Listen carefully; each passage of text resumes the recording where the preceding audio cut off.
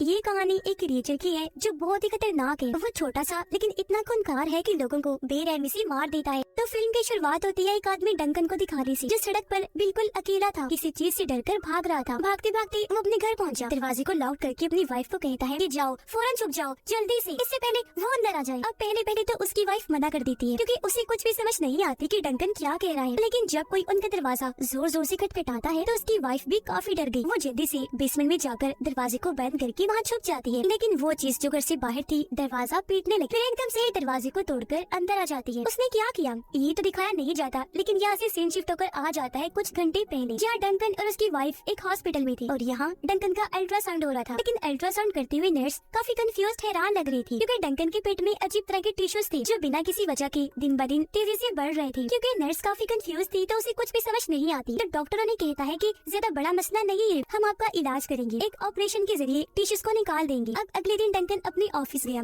पता चला कि वो एक अकाउंटेंट की जॉब करता है, लेकिन अब उसका बॉस उसे इस जॉब से हटाकर ह्यूमन रिसोर्सेज की सीट पर लगा देता है, जिसमें उसकी जॉब कंपनी में नए वर्कर्स को रखने और जो पहले से वर्कर्स काम कर रहे हैं उन्हें निकालने की। और अब इस बारे में सोचकर डंकन काफी परेशान रह जाता है क्योंकि उसे समझ नहीं आ रही थी कि मैं इस जॉब को कैसे लेकर चलूंगा। साथ ही यहाँ उसकी मुलाकात एक आदमी से हुई जो उसका नया कोलीग था और अब से डंकन के साथ काम करने वाला था। डंकन जब घर आया तो उसकी मॉम नोटिस कर लेती है कि वो काफी परेशान स्ट्रेस में है, इसीलिए वो उसका स्ट्रेस दूर करने के लिए एक डॉक्टर को बुलाती है। लेकिन डॉक्टर से बजाय उसका स्ट्रेस ठीक होने के डंकन और भी काफी परेशान हो जाता है क्योंकि डॉक्टर ने उससे उल्टे सीधे सवाल किए थे। कुछ देर के बाद डंकन के पास उसकी कोलीग की कॉल आई। वो कहता है, डंकन मुझे तुम्हारी कंप्यूटर की जरूरत थी जो मैं इस्तेमाल कर रहा था, लेकिन गलती से तुम्हारी बहुत ही जरूरी फाइल मुझसे डिलीट हो गई है। ये सुनकर डंकन काफी परेशान हो गया। उसे गुस्सा भी आ रहा था क्योंकि वो फाइल डंकन पिछले एक साल से बना रहा था। अब जब वो बाथरूम में गया तो उसे पता नहीं क्यों बहुत ज्यादा दर्द होने लगती है, इस वजह से वो चिल्लाया। आवाज सुनकर उसकी वाइफ बाथरूम की बाहर आई, पूछती है, क्या हुआ डंकन, सब ठीक तो है? उसने जवाब दिया कि हाँ मैं ठीक हूँ और तुम जाओ जाके आराम कर। उसकी वाइफ ने ऐसे किया। वो कानों में ब्लूटूथ लगाकर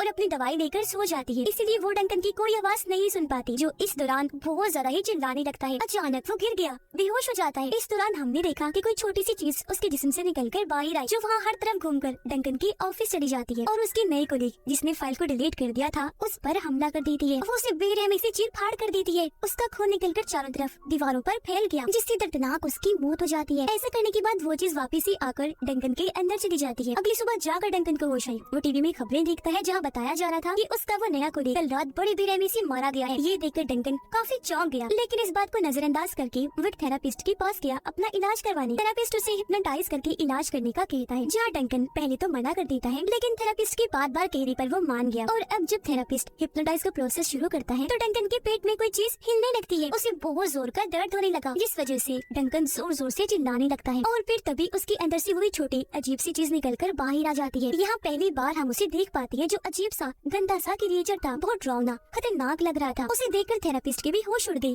काफी चौंक जाता है। उसे लग रहा था कि ये मुझे कोई नुकसान पहुंचा देगा, इसीलिए एक डंडा लेकर क्रिएचर पर हमला करने की कोशिश करता है। लेकिन वो खूंखार क्रिएचर अपना डरावना सा मुंह खोलकर थेरापिस्ट पर धाड़ने लगा और यहाँ हम उसके खतरनाक दांतों को भी देख पाते हैं, जिनसे वो थेरापिस्ट की टांग पर ही काट लेता है। वो दर्द की वजह से चिल्लाने लगा, लेकिन जैसे तैसे क्रिएचर को धकेल कर पीछे कर देता है। उसकी चीख की आवाज सुनकर डंकन को भी होश आ गई, जो दर्द की वजह से बेहोश हो गया था। और अब वो जैसे क्रिएचर को देखता है एक बार फिर जोरों से चिल्लाने लगा और इस चीज का फायदा उठाकर क्रिएचर खिड़की तोड़कर वहाँ से बाहर भाग जाता है। अब डंकन काफी कंफ्यूज था, उसके जहन में कई सारे सवाल थे जिनका जवाब वो थेरेपिस्ट से मांगता है। तब थेरेपिस्ट एक किताब निकालकर डंकन को दिखाता और बताता है कि ये जो चीज तुमने देखी एक तरह का क्रिएचर है जो पहले इंसान के अंदर रहता है, लेकिन अगर कोई दूसरा इंसान उस इंसान को स्ट्रेस या परेशानी दे तो ये क्रिएचर बाहर निकलकर स्ट्रेस परेशानी देने वाले इंसान को बेरहमी से मार देता है। उसने ये भी बताया कि अब वो क्रिएचर तुम्हारे पास जरूर आएगा, तब तुम उससे बात करके उसे शांत करना। इस दौरान तुम्हारे और उसके बीच काफी अच्छा बॉन्ड बन सकता है, यानी तुम दोनों एक दूसरे से दोस्ती कर सकते हो।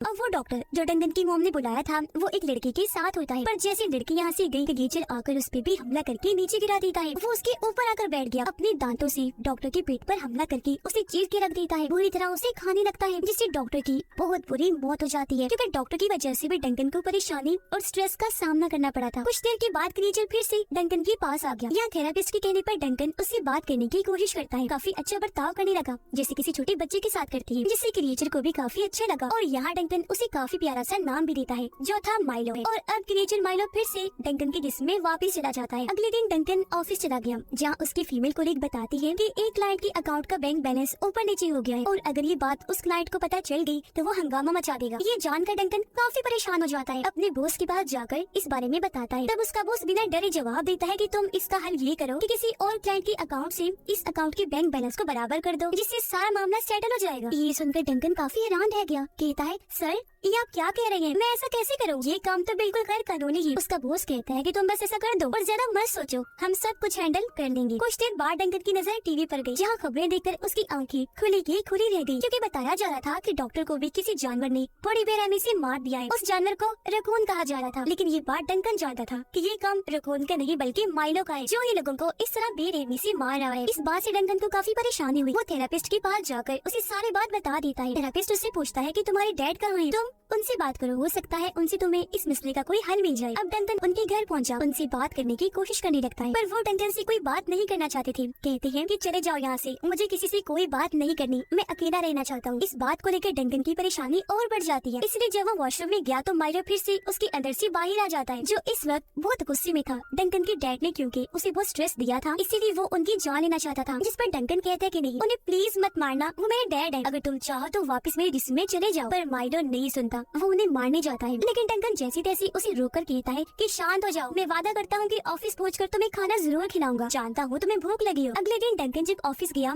तो ऑफिस में चल रहे सारे मसलों को वो अपने बॉस को बताता है, लेकिन बॉस नॉर्मल ही रहता है। कहने लगा कि तुम परेशान मत हो, फिलहाल यहाँ से चले जाओ, जो भी मसले चल रहे हैं खुद ब खुद ही ठीक हो जाएंगे। ये सुनकर डंकन और ज्यादा परेशान हो जाता है, जिस वजह से माइलो एक बार फिर बाहर आ जाता है। बॉस पर उसने हमला कर दिया। इसी बीच लिफ्ट बंद हो गई तो डंकन लिफ्ट में जा ही नहीं पाता, सिर्फ माइलो घुस गया था, इसलिए वो काफी घबरा गया। नीचे जब गया तो लिफ्ट खुलते ही उसके होश उड़ जाते हैं, क्योंकि माइलो ने पहले ही बॉस को बेरहमी से मार दिया था। उसने बॉस को भी चीर फाड़ करके रख दिया था और अब बैठा वो नोच नोच कर बॉस को खा रहा था। डंकन काफी परेशान हो गया, जल्दी से भागकर अपने घर जाता है। उसकी वाइफ भी थी। यहाँ उसकी वाइफ जब ये बताती है कि मैं प्रेग्नेंट हूँ, माँ बनने वाली हूँ, तो डंकन एकदम काफी खुश हो गया। लेकिन वो इस बात से परेशान था कि अगर ये बात माइलो को पता चल गई तो वो मेरे बच्चे को नुकसान पहुँचा देगा। इस डर की वजह से वो अपने घर को छोड़ के चला जाता है, जहाँ वो माइलो के साथ अकेला रहने वाला था, ताकि अपनी वाइफ और बच्चे को उससे दूर रख सके। डंकन उसके साथ बच्चों की तरह ही पेश आता है, अपने साथ लेकर सोता है, खाना भी खिलाने की कोशिश करता है, लेकिन माइलो को कुछ भी पसंद नहीं आता। कुछ देर के बाद डंकन को कॉल आई। उसे बताया जाता है क्योंकि उसकी वाइफ प्रेग्नेंट है तो उसकी फैमिली ने इस खुशी में घर पर पार्टी रखी है।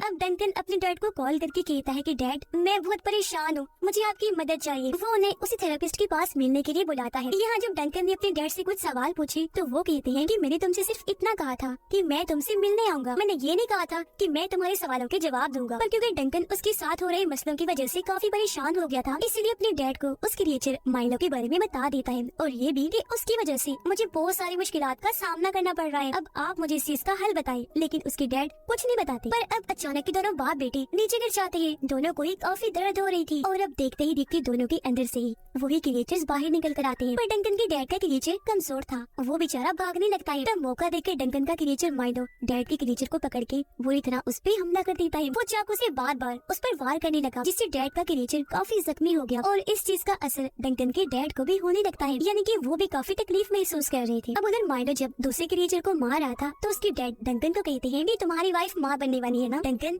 ये जानकर मुझे बहुत खुशी हुई है और तुम्हें हमेशा अपनी वाइफ और बच्चे का ध्यान रखना चाहिए। ये सुनते माइलो को गुस्सा आ गया और वो एक ही मिनट से पहले चाकू लेकर वहाँ से भाग गया ताकि डंकन की वाइफ और उसके बच्चे को मार सके, जो देखकर सभी काफी परेशान हो गए। थेरेपिस्ट डंकन को कहता है कि तुम्हारे डैड को मैं संभालूंगा, तुम अपनी वाइफ के पास जाओ फौरन और माइलो से उसकी जान बचा लो। डंकन ऐसे करता है, वो बाहर निकलकर भागने लगा और ये वही सीन था जो हमने शुरुआत में देखा था, जब वो सुनसान सड़क पर अपने घर जाने के लिए भाग रहा था। घर आकर उसने दरवाजे को लॉक कर दिया था, अपनी वाइफ को बेसमेंट में छुपने के लिए कह रहा था। आकर बेसमेंट में चली गई, खुद को वहाँ लॉक कर लेती है और अब माइलो भी दरवाजा तोड़कर घर के अंदर आ जाता है। पर यहाँ डंकन उसे समझाने की कोशिश करता है कि देखो मेरी वाइफ घर पर नहीं है, तुम यहाँ से चले जाओ। लेकिन जब उसे बेसमेंट से आवाज आई तो वो समझ जाता है कि डंकन की वाइफ बेसमेंट पे है और क्योंकि दरवाजा लॉक था इसलिए माइलो उसके पास जाने के लिए सींग का रास्ता अपनाता है। वो छोटे से सुराख के जरिए ही वहाँ से निकल जाता है। हालांकि डंकन उसे रोकने की कोशिश करता है, उसके दोनों पैर पकड़ लेता है, लेकिन इस चीज में वो नाकाम रहा। माइलो वहाँ से निकल ही जाता है। वो बेसमेंट में आकर पहले डंकन की वाइफ को डराता है, फिर एकदम से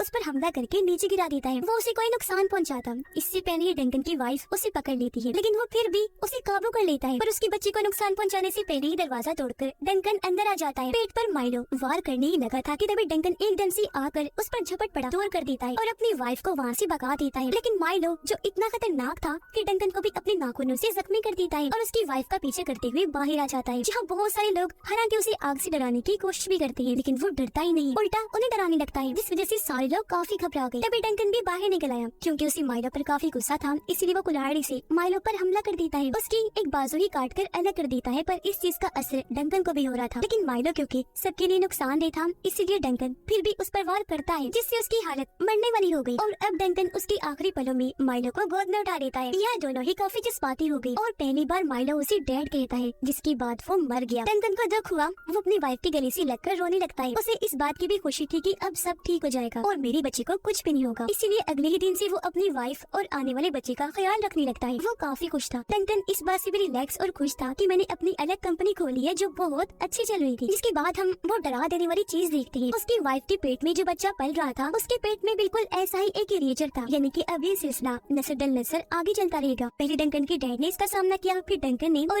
अब उसके बेटे को भी करना पड़ेगा। इस फिल्म की कहानी भी यहीं पर खत्म हो जाती।